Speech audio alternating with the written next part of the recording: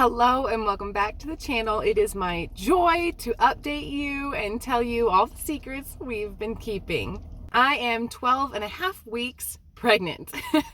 This is my 5th pregnancy and I'm done. I think this is the last time that I'm willing to go through this. But I will say, because I've known it's my last time, it's made even the hard things a little bit more enjoyable because I've been trying to soak up all the joy of pregnancy and all the excitement. I am a mom that's experienced loss. Our first pregnancy ended early in the 2nd trimester, and our 2nd pregnancy was a early miscarriage, like a chemical pregnancy. We knew we were pregnant for 5 days, so it was emotionally hard, especially because it was the 2nd time we'd had a loss, and we'd had a long time where we'd been trying to conceive and couldn't get pregnant. And so it was just like, oh my gosh, this can happen twice. Not necessarily how far along it was, just the reality of that 2nd time. And then Oliver and Santiago are now 6 and 4. Oliver's pregnancy, I had some preterm labor. We were living in India at the time and they were able to get it stopped. And Santiago also, I had preterm labor. They caught it on an ultrasound. I had cervical shortening and turned out I was dilating at 23 weeks. So they almost put in a cerclage, but by the time I would have been able to come back the next day to get the cerclage, I was like the day before 24 weeks. And they said, if we do this, we're gonna send you into labor. So I've needed progesterone all of my pregnancies. Judah, the son that we lost in the 2nd trimester, I had a lot of bleeding due to subchorionic hemorrhage. His placenta just moved spots. And so going through this 5th pregnancy after loss, I have been able to like soak up all the joy, but I've also been like overanalyzing all my symptoms. Moms know. And I was thinking, oh my goodness, is it the same? Also, we've had 3 boys and then 1 unknown that I just like to think of as a girl. And so I was like, are we going to have a 4th boy, or are we going to have a girl? And so I was like also comparing symptoms to see if maybe they could to see if maybe the symptoms were signaling that it was a different gender. I don't even know if that's real or an old wives' tale, but I got crazy nauseous, crazy fast. And for those who don't know, I tend to eat high protein and high fiber and work out very regularly. But the moment I found out I was pregnant, I was like, oh my goodness, what does working out look like right now? This is my first time trying to work out during pregnancy. And then trying to eat high protein, high fiber when you're crazy nauseous is not easy. My OB actually shed some light on this. She was saying that in order for your body to soak up all the nutrients it needs during pregnancy, it intentionally slows digestion. And protein and fiber are both slower to digest. And so all the food just sits in your stomach a little longer. And then you try to add foods that are already slow to digest, it increases that nausea.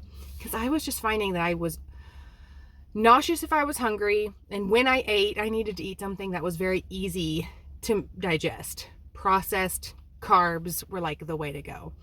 And I don't eat like that normally. And so it just kind of spiraled out of control. I will say this is the only pregnancy I have not thrown up in. Judah, Oliver, and Santiago going through the 1st trimester, I threw up a lot. I threw up the most with Judah.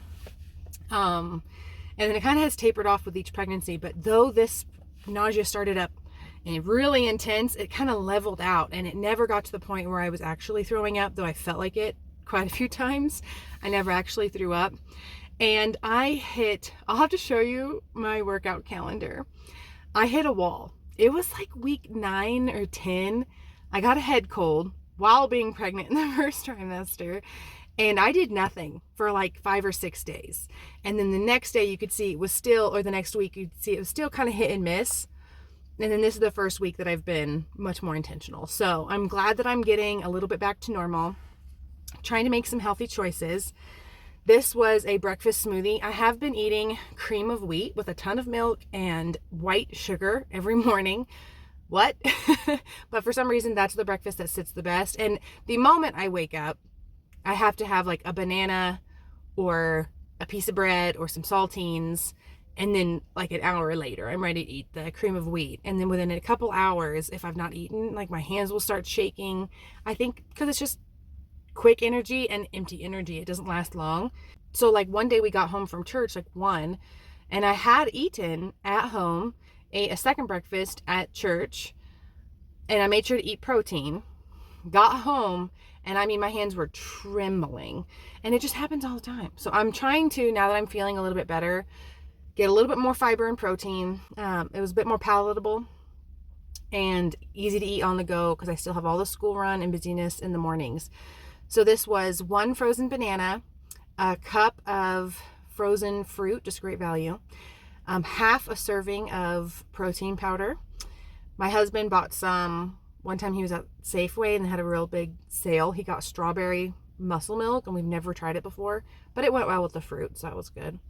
Tablespoon of chia seeds, serving of collagen, put in some creatine, that's really good during pregnancy, really good for your brain. I have not had it for 3 months, so trying to get some healthy habits back. Was there anything else in here?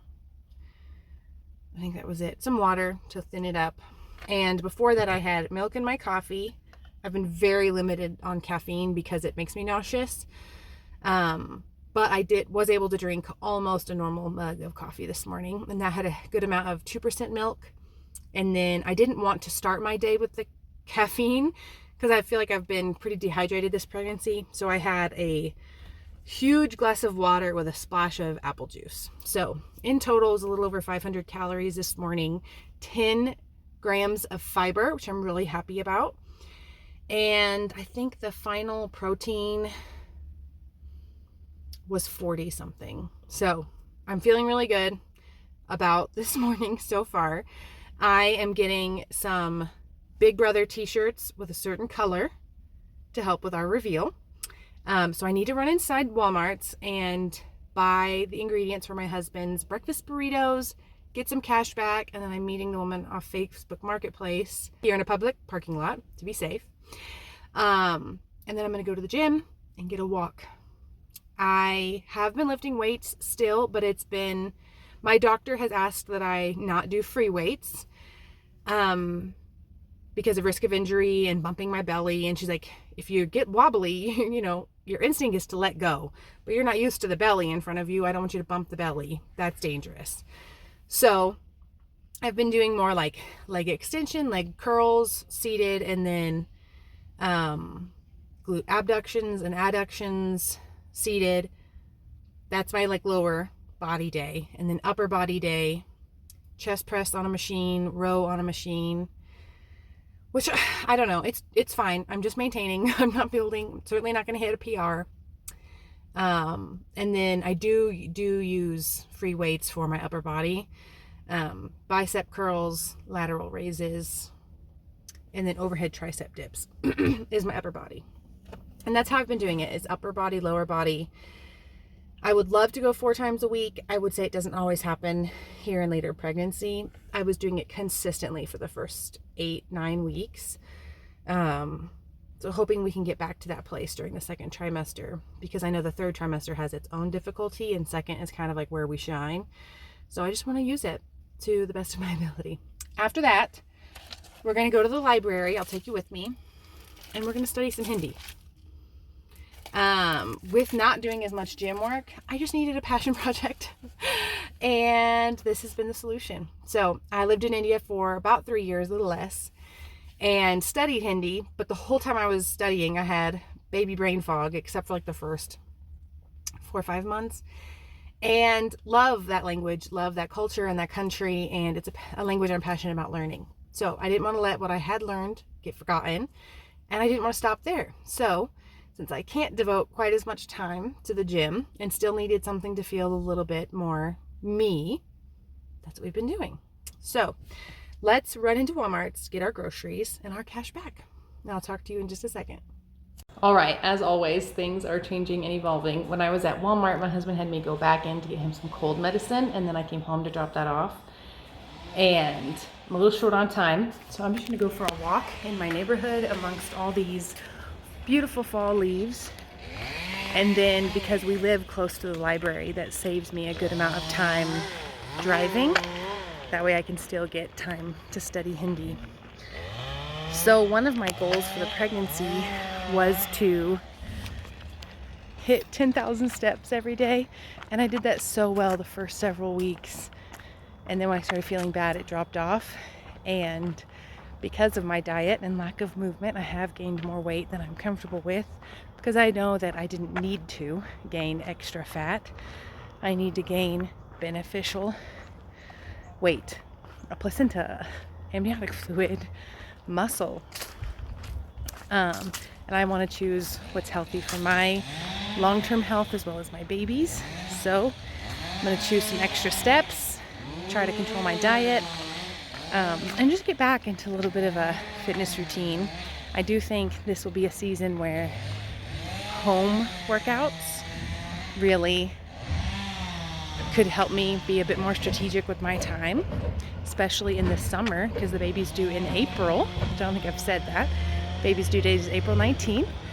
And I think if I get to moving in the summer, even though my kids are home and I will have 3 children and be the sole caregiver of 3 children, my husband obviously can help me evenings and weekends, there won't be the ability to go to a gym because there's no gym near me with child care. So that's my current idea. I'm coming up on a truck. Signing off.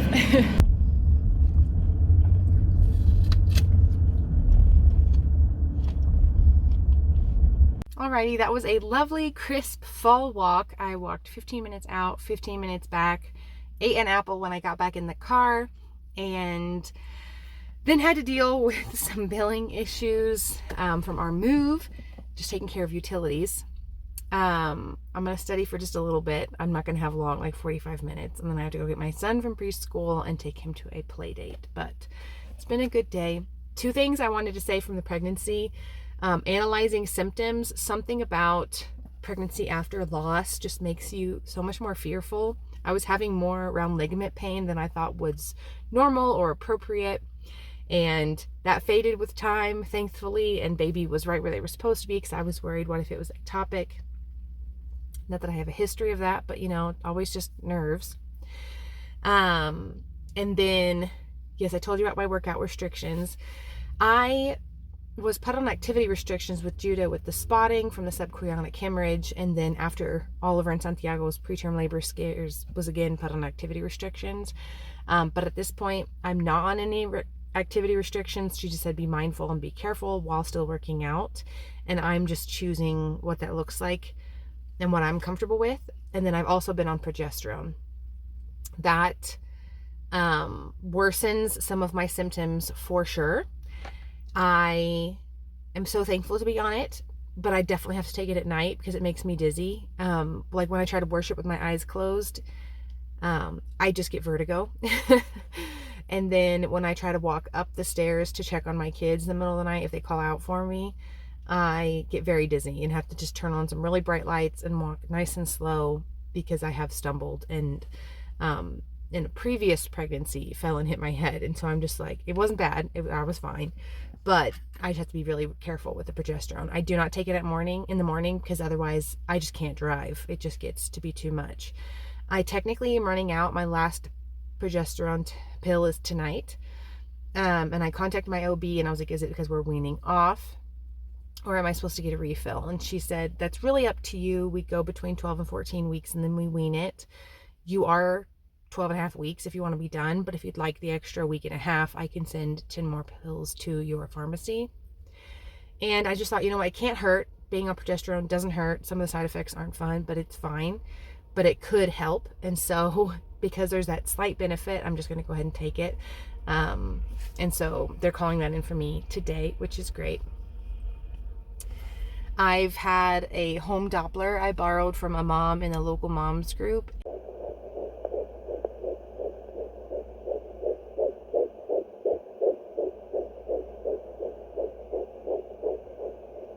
And get to listen to our little love anytime I need to for peace of mind.